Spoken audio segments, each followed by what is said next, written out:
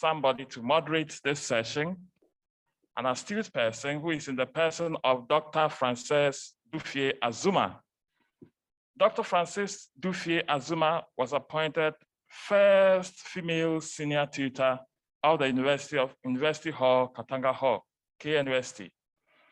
She holds a Doctor of Philosophy degree in Gender Studies from the University of Hull, UK, a barrister at law from the Ghana School of Law, and a postgraduate diploma in research from the University of Hull, UK.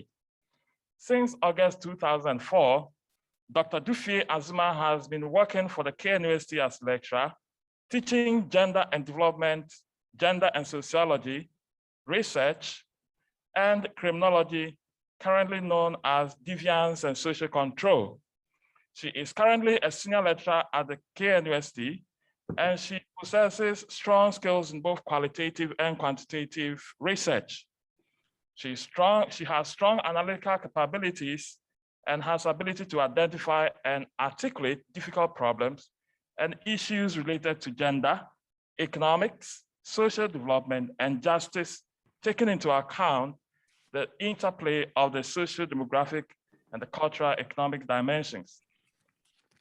Ladies and gentlemen, with Dr. Duffier, the University of Hull, and a barrister at law, she has it all.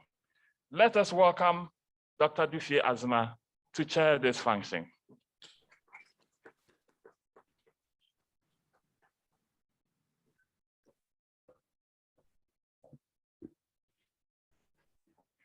Thank you. Thank you very much, Dr. Divine. Anyway, I don't know what to say because my seniors are here. Thank you. I accept to moderate this morning's program. And we hope we'll have a successful program as well. This morning, like the chairman said, we're going to have the first presentation from one of our own, and he's going to look at what are the areas of common interest within the university, and can we use these linkages as the basis for collaboration. For our speaker on this issue is my own senior and barrister at law. And there's something that sometimes we don't know, because we say that, like sociologists, we say that the community is a very small place. He's my uncle as well, even though he's young.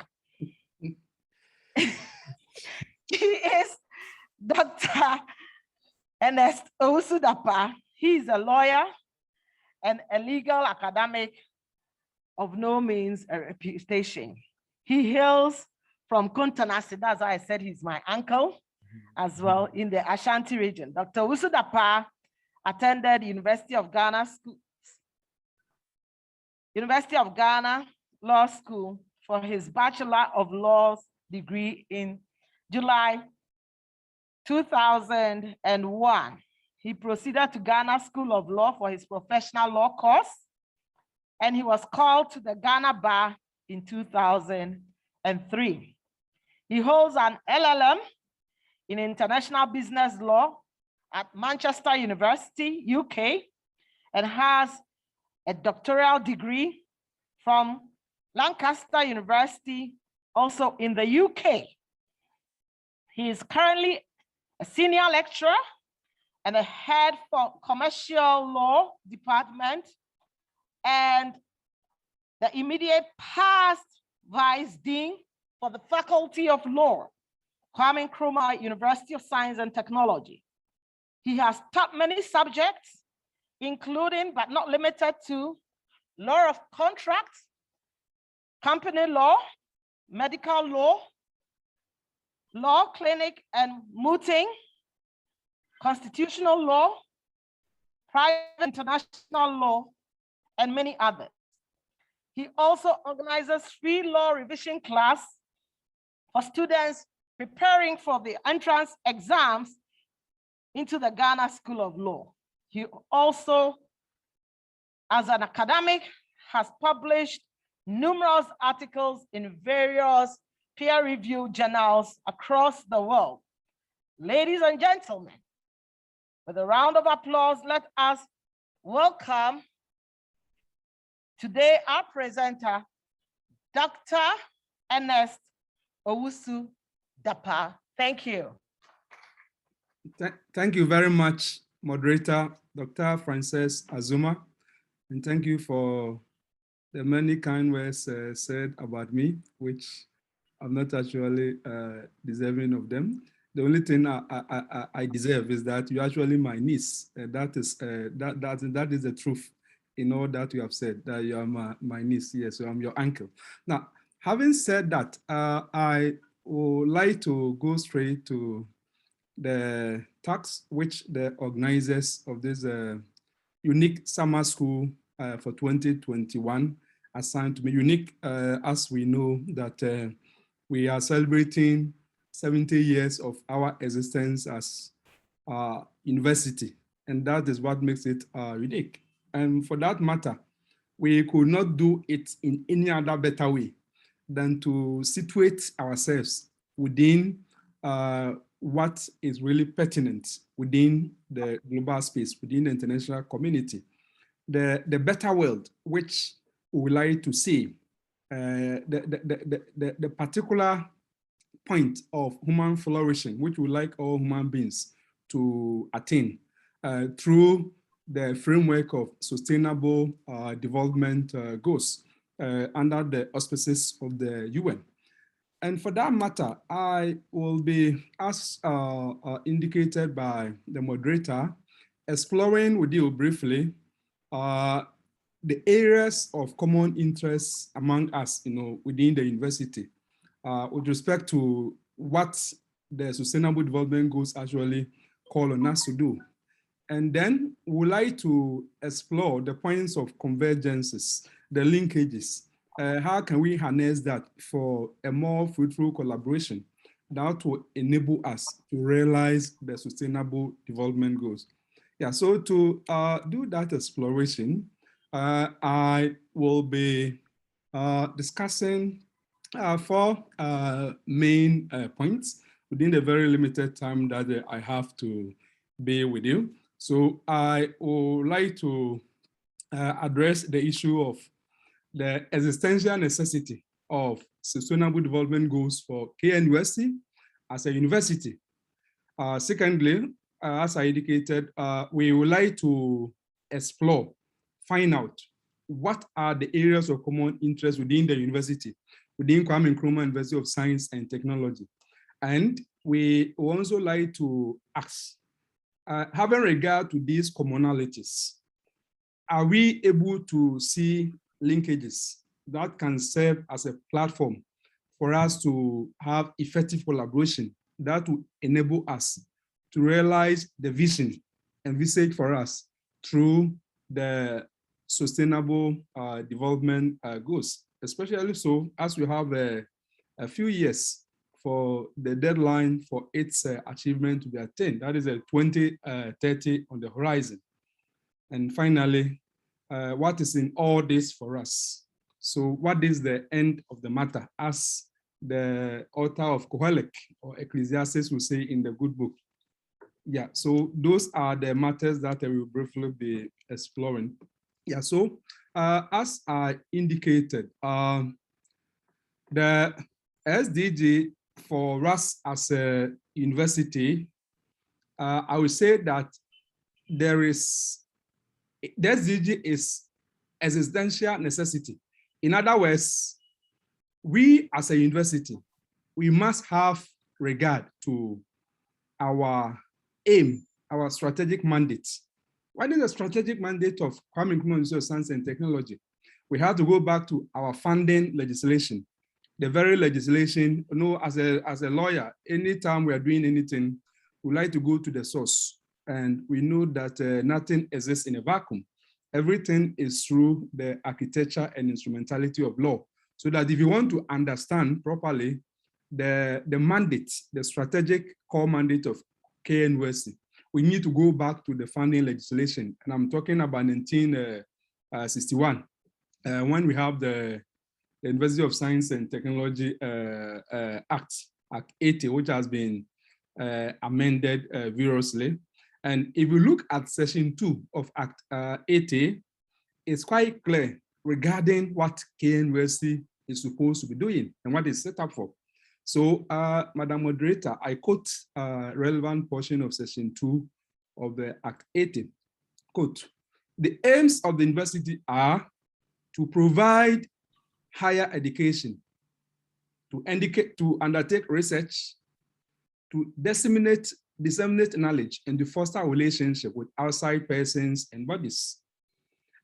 Now, so we were given this mandate as far back as the early 60s that we are supposed to provide higher education, we are supposed to do research, and also spread the findings, spread the knowledge which we generate from our research and teaching.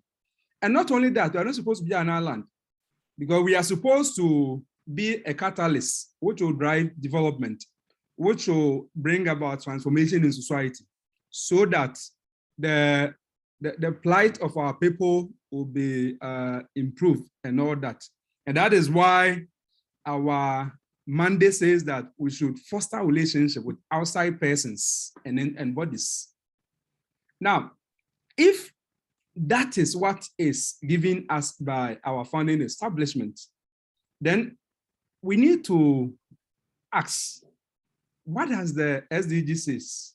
And why do I say that for us as a university, the SDG, the thing that it emphasizes for us, it has got what you call like, it's necessary for our existence. And that is why I say that I talk about the existential necessity of the SDGs for KNUST, because as we know very well from the various presentation and discourses that will be treated to kindly by very knowledgeable and experts over the past 2 days, we know that the 17 goals of the SDGs, basically that there should be no poverty, drastically reduce poverty, or if possible, eliminate it. Go to zero hunger, starvation, and people going to bed without food and so on should become thing of the past. Go 3, promotion of good health and well-being. We should have people should lead a healthy life, and then should people become sick, they should be able to get like the good medical care and all that. Go 4, quality education at all levels, from primary up to tertiary, and also post-formal education. Learning does not end with the classroom and all that. Go 5, gender equality. And of course, gender equality, I'm very happy that my moderator, Dr. Francis Azuma, will testify that we as a university, we haven't done bad. And in fact, if you look at us, I think we've made a history as we speak now. We'll be able to break the dominance of, let's say, males as far as the top administrative position of the universities is concerned. And it is to our credit that our Vice Chancellor is a female. And that means that we as a university, we are very open and we don't allow gender to be an obstacle in any way. So for us, that is not a problem. And Go 6, clean water and sanitation. Clean water and sanitation, that all people should have access to clean water, and they should have like a good sanitation. Of course, that is, we may not have a problem with the clean water, but like the good sanitation within our university community, how are we able to inculcate these essential values in ourselves and then in our students, so that you're very mindful of how we use the environment. We don't litter the environment. We don't create situations which are not supposed to be created with respect to good sanitary practices. And then Go 7, affordable and clean energy. Affordable and clean energy. Of course, our Center for Energy Research and School of Engineering and all that, they'll be doing a lot, but we'll say a few more about this very soon. Go 8, decent work and economic growth. decent work and economic growth. How are we empowering our students so that should they leave our university, they'll be able to get work, they'll be able to set themselves up and earn their living. Goal 9, industry, innovation and infrastructure. Of course, as a science and technology university, there's a lot of a lot expected of us with respect to this particular goal. Goal 9, the how, and if you look at our funding, as I said, that we should foster a relationship with outside persons and bodies. Are we able to reach out to are we able to reach out to industry? How do we make our research findings and all that? How do we make them relevant to the work of industry?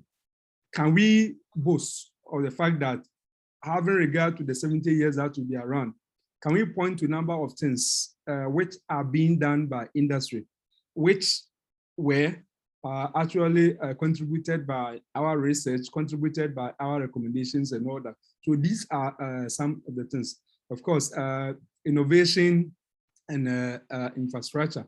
Yes, there are a number of things that we know, the full pounding machine and so many other things. And of course, infrastructure, Kebi and all that, we'll be saying a lot about that very soon. Now go 10, that is a reduce inequality. Reduce inequality. We as a university, going back to, I think that the days of Professor Andam, we have what we call a certain scheme to help what we call the less endowed schools from other parts of the country, so that they will be able to gain admission due to their difficult background in terms of they having gone to maybe school which is not like too known, like, I mean, a very rich school in terms of having resources and all that, but be able to make some progress, and we allow them to be admitted. So probably Goal 10 is also being addressed in some way. Then the sustainable Goal 11, sustainable cities and communities. Yeah, so we have, I mean, we are the university, I think, to have pioneered the program that we call like the settlement studies, right? Settlement studies, planning and all that. You go to College of Architecture and Planning, and of course, the Department of Geography as well. How are we researching and giving critical suggestions so as to ensure that our various towns, villages, and cities will remain viable? And you look at some places where it was very dependent upon maybe a certain resource. Like, you remember how Anglo Gold, for example, they ceased their production for some time, how gradually the Obuasi township was going down and all that. So all these things, you know, it creates obligation for us as a university, which has you know, thematic interest in researching about you know, township, cities and villages. Then Goal 11. Goal 12, that is responsible consumption and production. Goal 13, and that is another area that we see connection with our mandates. Climate action. Climate action. Climate change has become a very serious matter, and the weather patterns that we have, even our own dry season and rain season, they seem to have lost their consistency because we are not able to predict the weather pattern according to what we used to know 20, 30 years when we were in school and all that. And all these are as a result of the phenomenon of climate change. And we as a university, what are we doing to ensure that we make important contribution towards the efforts to arrest the climate change?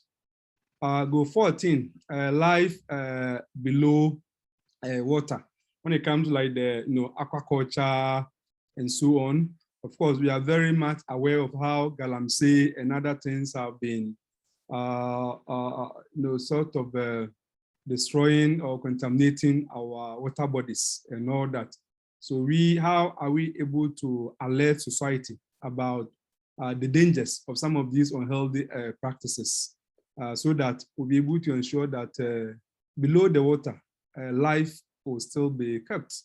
Go 16, peace and justice, and then strong institution. Yes, KNUST, of course, we've done very well. We started with the law faculty, political studies department, history, cultural studies, and all that. And how have we been able to leverage, using this institution to actually help society in building and sustaining peace, in promoting justice, and also in having strong institutions. Just as President Obama once said that Africans do not need strong leaders, we need a strong institution. And finally, goal 17, partnership to achieve the goal. So if I look at these sustainable development goals, the SDGs, and I juxtapose them by the strategic mandate as embodied in the funding or the establishment legislation of KNUST, I am quite sanguine that for us, the emphasis of the SDGs are necessary for our continuing existence in terms of relevance.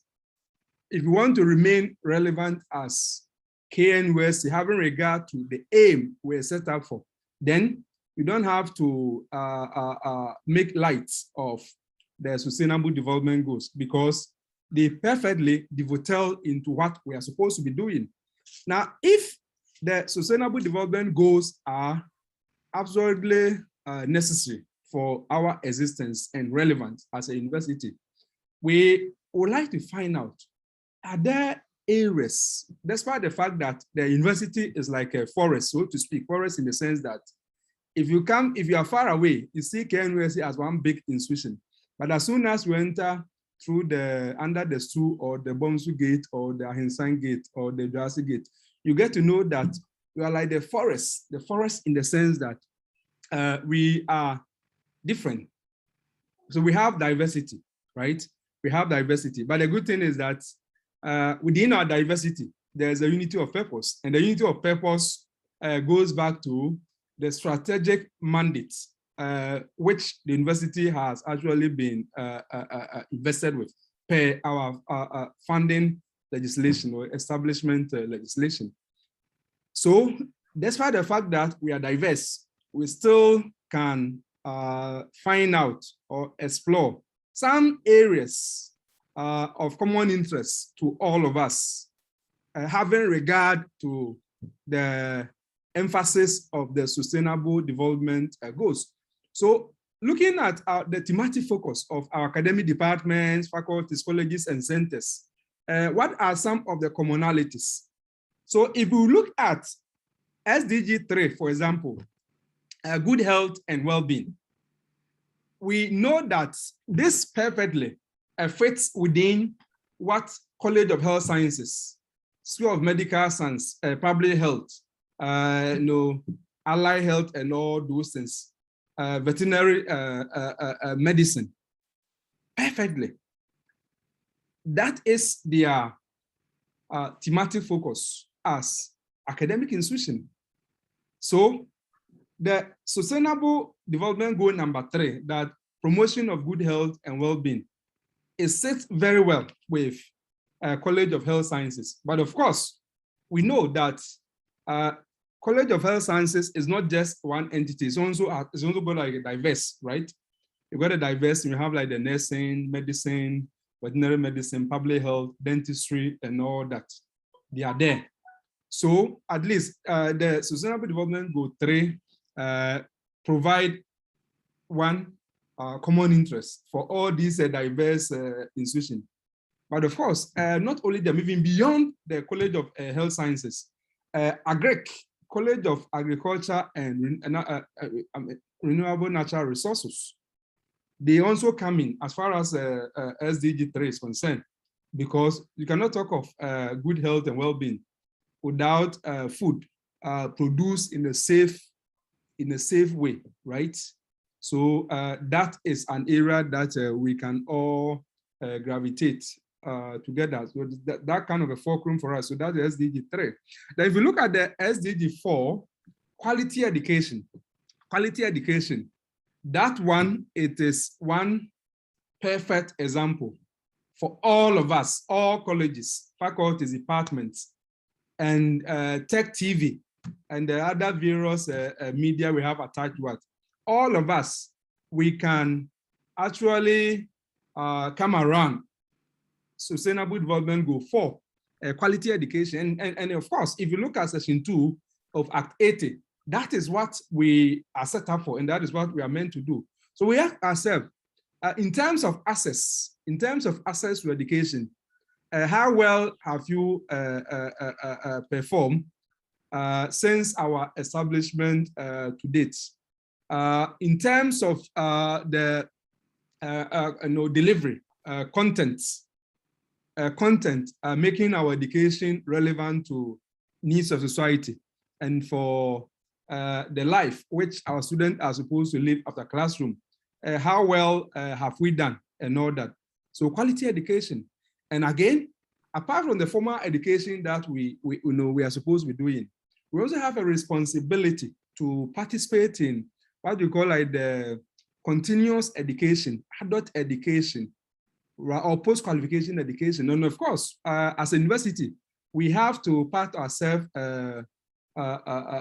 for having actually be able to sustain this summer school, because the summer school, which is doing a very important role for like creating a platform for us to get education, not necessarily through the formal arrangements that we do through the various programs and others. So that is very important. And of course, apart from that, we as a university too, we have like the tech TV, which is also supposed to be a platform for us to reach out to the outside world, the larger society, let them benefit from the kind of knowledge which we generate and then which we disseminate within our campuses. And I'll make the point later on that if you look at like the new media and all that, we have a lot of opportunities that we can harness to ensure that we are actually educating society, because we have responsibility to reduce ignorance, to empower people. Then if you look at the SDG 5, gender equality. Gender equality is another area that all of us can come around. And of course, all colleges, we have a responsibility with respect to gender equality at all levels, admissions, administrative roles, and so on and so forth. And then when it comes to like the halls of residence, for example, it is very heartwarming that we have been able to more or less break this gender stratification, that this hall is for only males, this hall is for only females, or this and all that. I think that we are not doing bad with respect to gender equality. And in fact, it becomes like the rare society. The rare society, you don't have a male living at one side and female living at another side. And if the university is supposed to train people to actually become responsible adults, then as we are told, what we want to become in the future, we have to start now.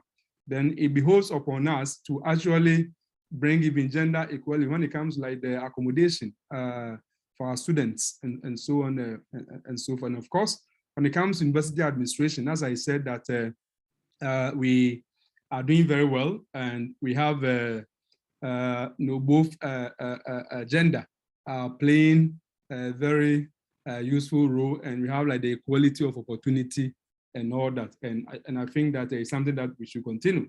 Now, if we look at the SDG 6, 7, and 13, that is clean water and sanitation, that is SDG 6, and then affordable and clean energy, SDG 7, and then the climate action. It also provides a very important convergence, right? Points of convergence for a number of our institutions. So it's like the College of Engineering. Yes, we can all come together because of SDGs 6, 7, and 13, and then College of Science as well.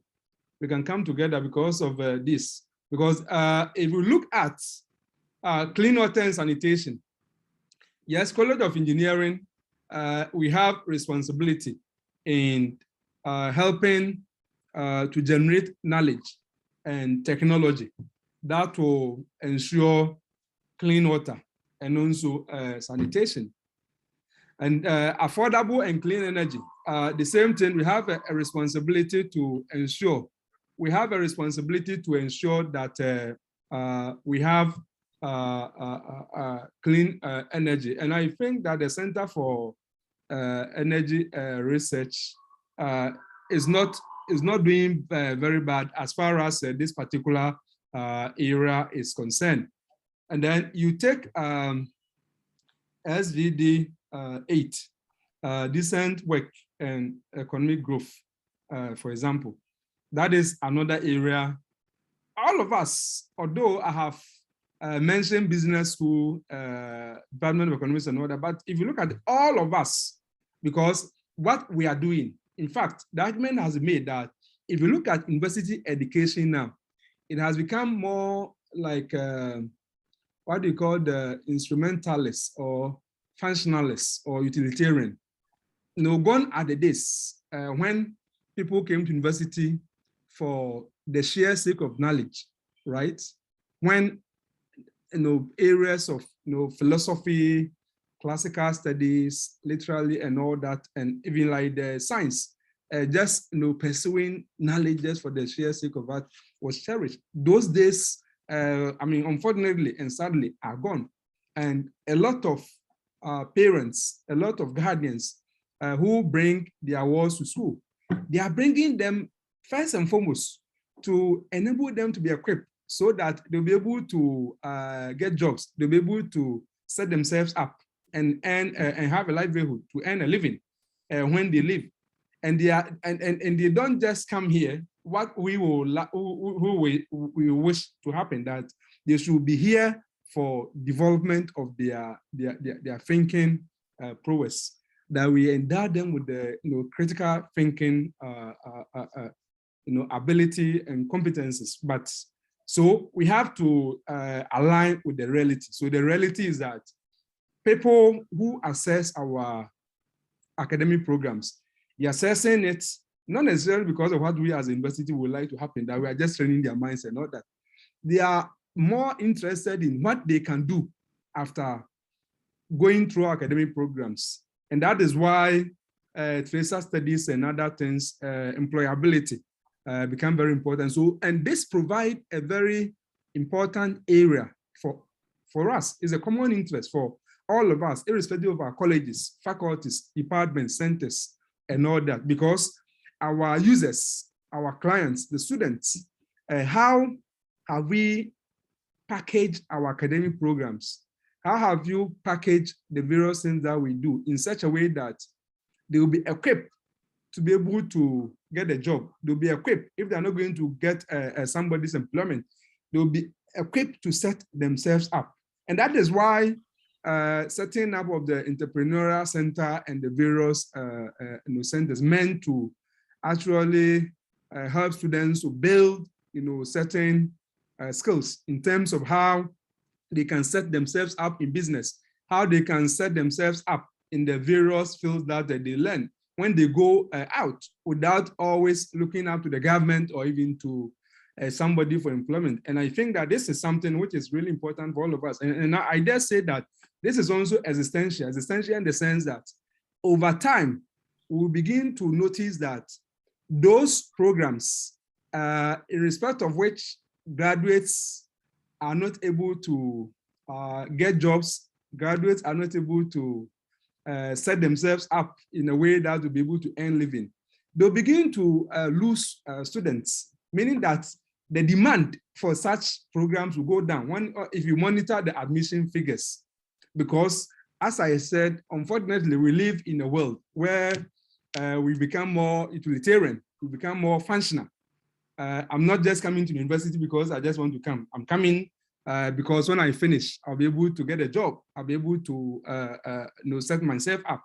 And this is something that when we are doing curriculum planning, we are doing our pedagogical arrangements, the mode and techniques of delivery and all that. We have to be very conscious of that as a university.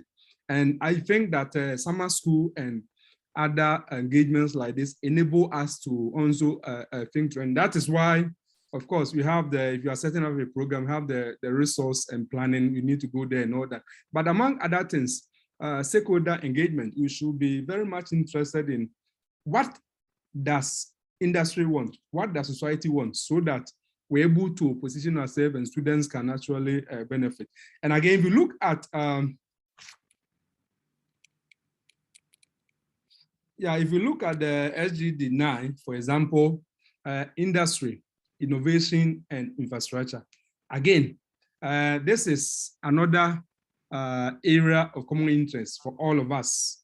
Industry, as I said, if you look at our establishment legislation, section 2, it's quite emphatic that we have to reach out to outsiders, other persons, right? And the other persons is given broad meaning and it's to be interpreted purposively, as lawyers will say, meaning that the other persons refers to both natural persons and artificial legal persons.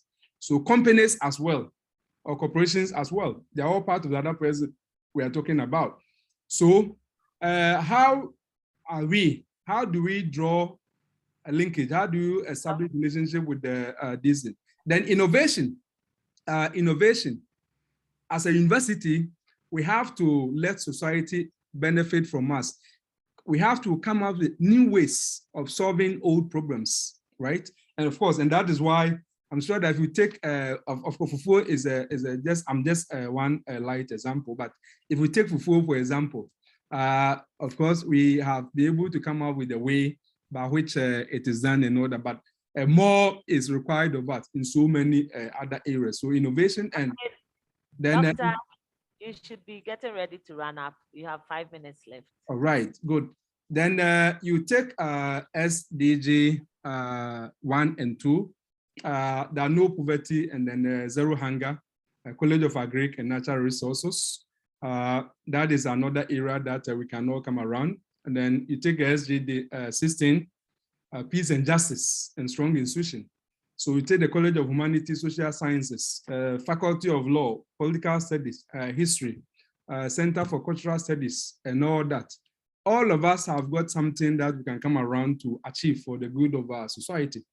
Now, in the light of this common interest which we've explored, the other question which needs to be answered before I leave you is that, can we use these linkages as basis for collaboration? My response is in the affirmative. Yes, we can. And I propose that the way we can use these linkages for collaboration should be approached from from perspective of like two trajectories, right?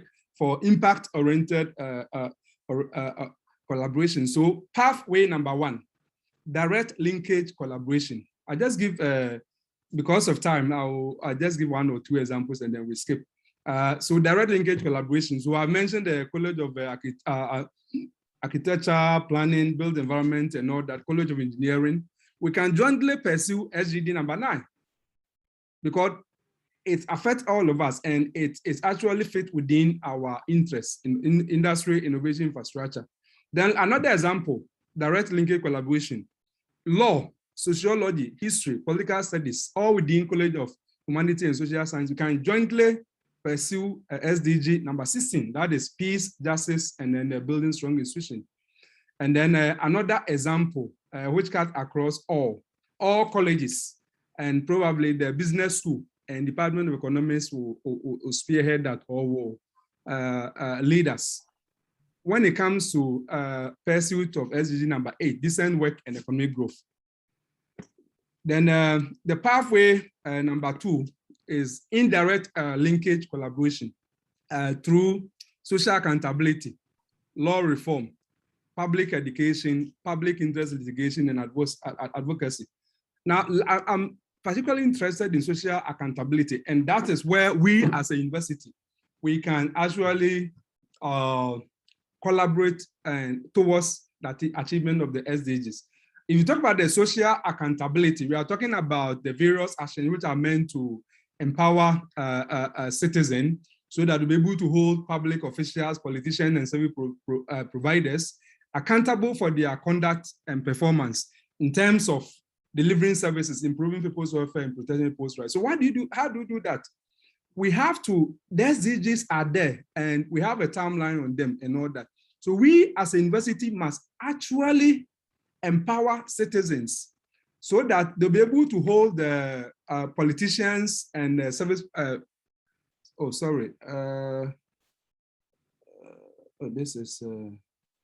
be able to hold the politicians and service providers responsible for. So, for example, having a scorecard, right?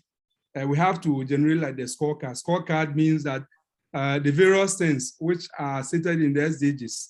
If you look at the government budgets, if you look at the manifestos by political parties, if you do audits, what do we see? Do we see any a conscious effort on the part of government, political parties and all that to actually achieve the SDGs? So we can do scorecard, and this will also call for budget audits. We have to audit the government. If you look at the budget, which are presented by the government every year in and year out, can we see that the government is actually moving towards achieving the SDGs and all that? And then the various political parties, if you take their manifestos, do you see any conscious effort on their part to actually achieve what the SDG says? So in building the social accountability framework, we have to do it in such a way that citizens are given information, and of course we have the Right Information Act, but we need to educate people and empower them so that they'll be able to use it to ask questions from those who have responsibility as it were. Then I also mentioned that law reform. Law is very important instrument for social engineering. And most of these things which SDGs talk about can also be actualized or accelerated where you have like the right laws. And that means that some obsolete laws will have to be repealed, some will have to be amended, and so on and so forth. And this is another area that all of us can come together under the leadership of the Faculty of Law, Political Studies, Sociology, and all that. And finally, public education, public interest education and advocacy. We as a university, we should not just be an island and then just be doing a research and just publishing in the journals for only our peers.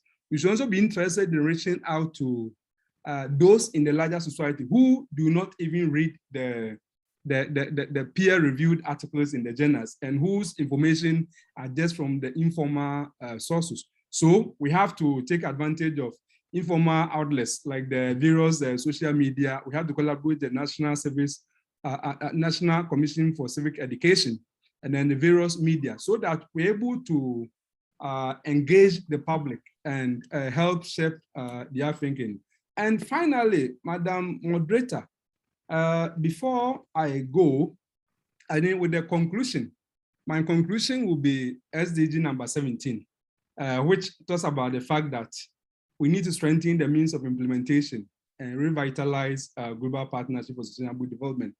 My understanding of SDG number 17 is that all these things that we've talked about, the various SDGs and the things that I've mentioned, they cannot be done by any one person or any one entity. There's a need for us to come together. There's a need for all hands to be on the deck. And that is why collaboration among ourselves is very important. And also collaboration outside the university. And that is why I'm happy that we have some of our partners from Germany and other countries who are actually doing things with us, because what the SDG call on all of us to do cannot be done by any particular person or entity alone. We have to come together. So on this note, Madam Moderator, I would like to say thank you, Mesdames, Messieurs. Après, merci, gracias.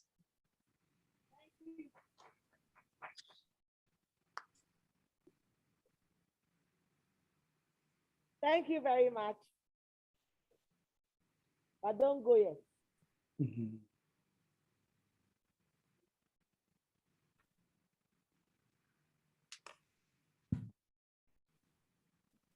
Thank you very much. I think we can do it better. Let us give him a very big round of applause. Thank you, thank you, thank you. We'd like to take some few questions, so you still be with us. People, those online, please can you send your questions so that we can, and those who want to speak, can we take any question from the audience? Those online and those present here. Any question for Dr. Owusu-Dapaa Esquire? Any question? Does somebody have a question online? And I would like to say that if Dr. Owusu-Dapaa permits me, and the chairman would, I would like to request that all of us go back and read section 2 of Act 80, which is the Universities Act that established Kwame Nkrumah University of Science and Technology, which used to be University of Science and Technology. And then in the act, in section 2, it has certain principles. It's laid down 6 principles that we are supposed to follow under section 2. So I'll like everybody to read that again so that it will drive us in whatever we do. It's stipulated the principles that we are supposed to follow. I know that a lot of us don't even know that section 2 actually existed, but it's given us clearly the way we should teach, the areas which our research is supposed to be, what we are supposed to do as individuals and the university as a whole. Still no question. Since there is no question, then there is a question. Okay. All right.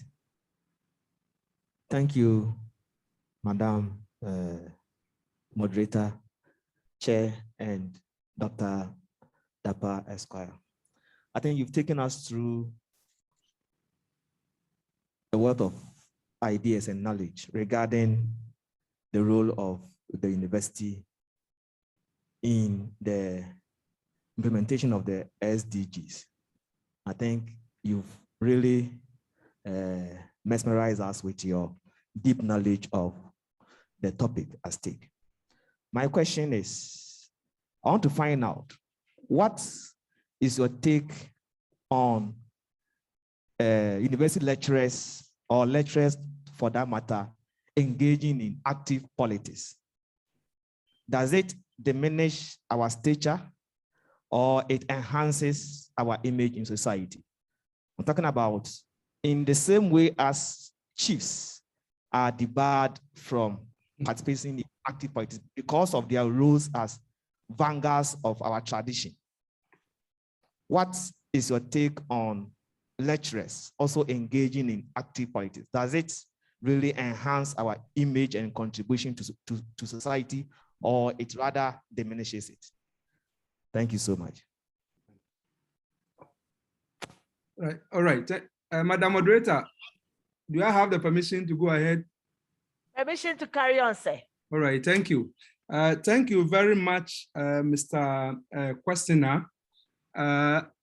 Your question sought to draw analogy with the constitutional prohibition of chiefs from engaging in active partisan politics. Now, so as you rightly acknowledge, the Constitution is quite clear that chiefs, because they are embodiment of our culture and so many other things, they shouldn't engage in active partisan politics. Now, good. So can the same thing be said for our lecturers, academics? Well, I will answer the question yes and no. Let me start from yes, that lecturers or academics, in a sense, are also supposed to be like the chief. Now, we are teaching students, and our core business is to educate them, not to foster our political preference on the students that we are teaching. So there will have to be that kind of a decoupling. There will have to be that professionalism, right? Professionalism in the sense that when I am teaching law, it's not opportunity for me to, for example, urge my political preferences on my students. So if you are a true professional, you have to avoid that. In that case, we become like, as it were, journalists, right? If journalists are doing their work properly, they need to, for example, be very professional. They need to be very professional. That is not to say that they don't have political preference. They have, because they vote. They have, whether they like NDC or they like NPP or CPP or Kwadonko's party or whatever, that is there. There's nothing wrong with that. But when you are doing your work, it's not time for you to use the teaching or the work that you're doing as a platform to urge your party's manifesto or launch, if you like, a diatribe against the government of the day because it's not your party. I think that we need to look at that well. So we need to be professional. So professional means that you are using your competencies and you are not just trying to, sort of indoctrinate your students with your preferred political choices. And the other side of the question is that you cannot say that lecturers or academics cannot do politics. If we are to do that, we will actually be depriving society of very useful technocrats, right? Who can actually shape how things are done at the policy formulation level. But then, as we know, if you talk about lecturers doing politics, direct politics, I think that it manifests in mainly, if you like, two ways. Either the person is going to stand for elected position, right? In which case, obviously, you have to resign or you have to take sabbatical leave or you have to be on the national, leave for national assignment. That one is different. And then we also have lecturers who are not going to stand for election, but their expertise, their integrity, and what they are noted for in society are needed at the board level, right? At the board level, maybe the government is supposed to appoint people there, and you don't just appoint anybody. You need maybe people with certain expertise, with certain integrity and all that. And for me, if a lecturer is, for example, invited in that respect, I don't think that it is something bad. It's rather good, yeah. But ultimately, the bottom line is that you have to be a professional first and foremost, meaning that when I am teaching constitutional law, when I'm teaching company law, contract, medical law, whatever, it's not time for me to be telling people that I like this party or I like how this government. No, that is not the point. We have to be very professional. Right, so that is what I can say with respect to your question. Thank you very much. Okay, since there is no other question, we would like to thank. I think that I've seen there's somebody's hands on the chat. Yeah, Doctor. I think Professor. Okay, Professor. That was the okay. Otiabeye. Yes. Prof. Otiabeye, you can ask your question now. Yeah, I'm asking, how do we in the college seize the SDG opportunity to develop market-driven and development-oriented curricula to make further impacts in the development of the country and maybe the sub-region based on the presentation that were made on the various goals? Thank you. Right. Thank you very much, Professor Oten Abeye. Yeah, so we as a College of Humanities and Social Sciences, and for that matter, we as a university, we write proposals for research funding, right, in various projects. And if we are going to make proposals and all that, we have to first of all ensure that it is premised upon the SDGs. So that is a general thing. And then let's come back to curricular development to make sure that it is market driven and then development oriented. We need to interrogate our curricula, our syllabi from time to time. And if you look at the KNUST statute and all that, I think that it's time to be corrected. Professor Ellis, our pro VC, is there time to be corrected if I am wrong, that I think after 5 years, right, properly speaking, every curriculum is supposed to be reviewed. And then when you are reviewing it, part of it is what we call like the stakeholder engagement. So you ask yourself, this curricula, is it really useful now? Is this serving the interests of society? What do we want to achieve and all that? So I think that Professor Owusu-Dapaa, it is important for us to be reviewing our curricula. We need to do audits and find out how far does our curriculum or our syllabus, for example, reflects what is needed in the society, in the market. And I made a certain point that if we are not careful, some programs over time, demand for them will go down. Not because they are not important, but because we're living in a society which has become very functionalist and utilitarian. Everything is calibrated in cities and pursuits. This thing I'm going to learn, what can I do with it in terms of job, in terms of livelihood? Unfortunately, that is it. If you look at the history of university, going back to the first university in Oxford and things like that, it was really for pursuit of knowledge, just for the sake of it. And that was why the original subjects were theology, philosophy, medicine, and then law. These were the original subjects at the university, if you look at the history of university education. But unfortunately, we live in a world where things have become very, very functionalist, and we need to also make sure that we are serving the interests of our clients. Thank you. Doc, this is Osefusu AK, OFAC. Oh, yeah. Yeah, you have done very good work walking us through the SDGs and how universities are aligning our teaching, service, and research. But I want to find out, as a university, yesterday my mentee, Professor K, was talking about trackers. Now, as a university, honestly, have we been taking seriously tracer studies to really say that indeed we have been towing the line of the SDGs, and all that we have talked about, I mean, we are on course as far as our work is concerned. All right, thank you very much, Professor Ofak. And when I'm addressing Professor Ofak, moderator, I also go on the chat. I think I have two questions from Dr. Juma and then Professor Otin Abeye. So maybe starting from Professor Fak's question. Yeah, tracer studies is very important because as a university, we should not just be interested in making sure that when the students come, we take them through the rigors of our programs and all that, and we certify them, and then we just say goodbye to them. We don't care about what happens to them. No, I think that we having a system which will follow our alumni, right? To find out 5 years after their graduation, what are they doing? 10 years, 15 years, 20 years.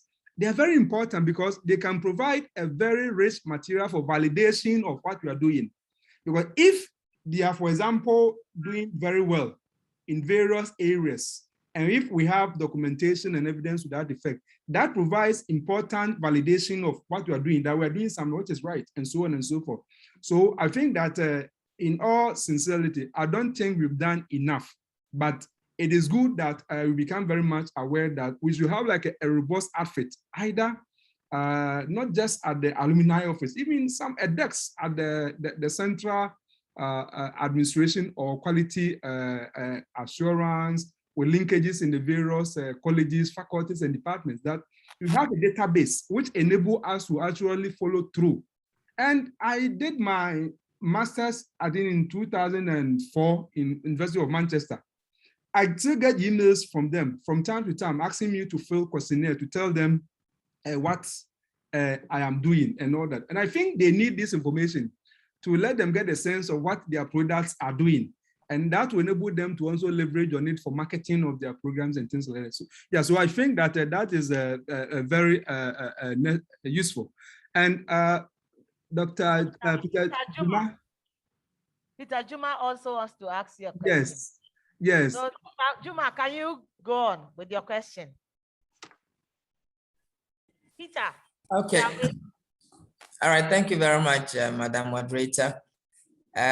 I just want to find out whether we can also explore, as a college, the development of interdisciplinary programs that are connected to the SDGs. Maybe we take one SDG and then various departments within the college set up and sort of develop a master's program that is aimed at addressing that particular issue. Is that something that we can also explore as a college?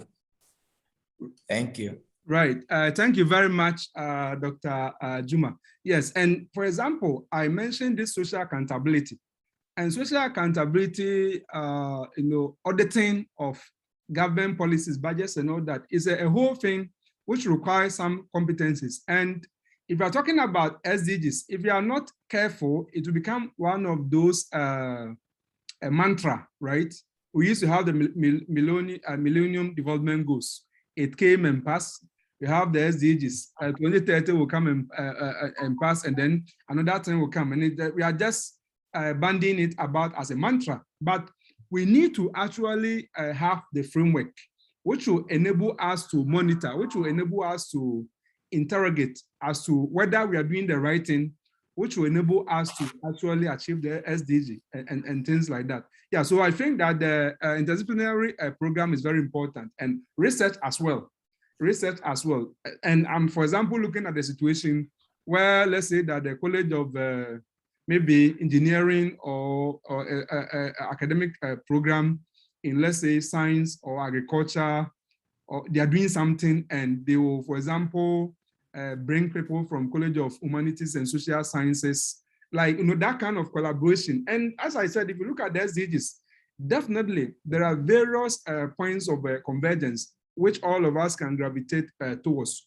And for that matter, collaborative research, as well as academic programs. And even the graduate school, School of Graduate Studies, I think that can also encourage, development of new programs, which will ensure that if a person has gone through it, the person is going to get competencies, which, for example, cut across one particular academic area to others. Yeah, so I think that is very good.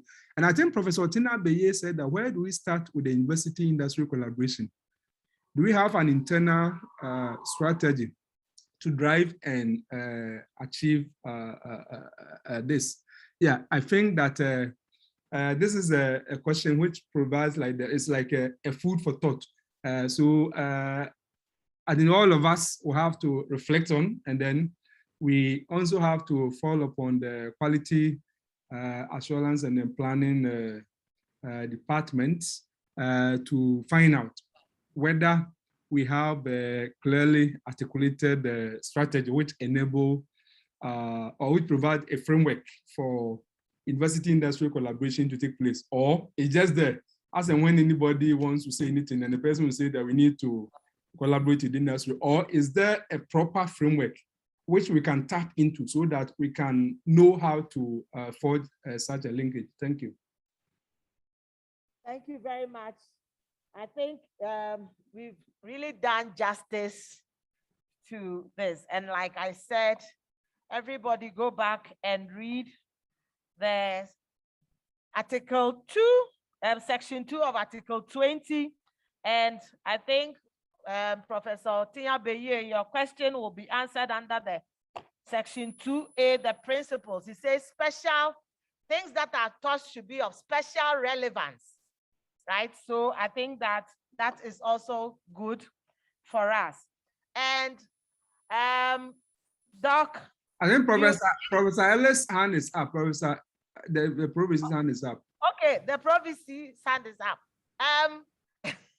My best friend, please can you now ask your question? Thank you so very much, Dr.